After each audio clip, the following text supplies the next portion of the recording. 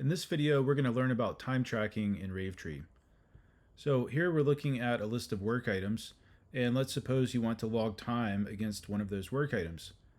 So one option is you can just click here and you can say track time, and it opens up the time log form. And at this point, you really have two options. You could just enter your time, say 1 hour, or you could start up the timer. If you're going to enter your time manually, if you hover over the label, you can see that there are different formats that are accepted when entering your time. Now, let's suppose you want to start up a timer. So just simply click here, and the timer will start flashing, letting you know that it's running. It also shows up over here. And if you need to make an adjustment to your timer, for example, let's suppose that you intended to start it earlier, all you have to do is click there, select Edit, and you can change the start time. So maybe instead of at 1:15, you intended to start it at 1 o'clock. So do the update. Notice that it changed it here and the timer is still running. And then you can click Save. And then you'll notice that it shows up on the timer itself that's flashing, so you can see the new time that has been logged. Well, technically it hasn't been logged yet, but the new time on the timer. Okay, so let's stop this. So when you stop a timer, it actually creates a time log, as indicated here. And let's suppose you want to see the time logs that you've entered. You can just simply go to your timesheet.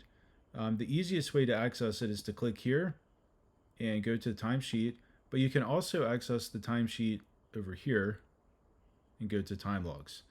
Okay, but let's click back over here. Before we go to the timesheet, it's worth pointing out that for the current week, you do get a list of the things that you're currently logging time against. So these are the 4 different things we're logging time against. And just to give you a little more clarity, here we're logging time against this task, which happens to be linked to that project. And this is the account or the customer associated with the project. Okay. Now, when you log time, you don't have to log time against a work item, although for the ones listed here, they all have been logged against a work item. But if we go back to a previous week, let's see if we have any. So in this case, here's one where we log time directly to the project. There was no work item that we logged time against. So that's something you can do in Ravetree if you need. But let's go to the timesheet.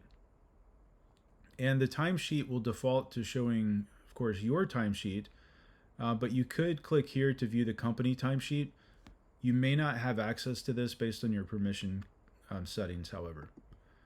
Now, on the timesheet, of course, you can enter time here directly, and there's 2 ways to do it. One is I could just start up the timer for any one of these 4 items that I've been logging time against, or I could click into one of these cells to log time for a particular item on a particular day. So let's say for Tuesday, I just click there and it opens up the time form again. A couple other things to point out about the form. You can enter your details right here. And if you click on more, you can see some other information. If, for example, you need to link this to a team, maybe select a different work role or service item, you can do that here. In this case, you'll notice that for the work item, it has automatically entered in the project, and it's not letting me change it because that's the project linked to that work item. If I want to change this, of course, I just remove the work item, and then I can remove the project and select something different if needed. So in short, that's how you log time in Ravetree, and hopefully you found this useful.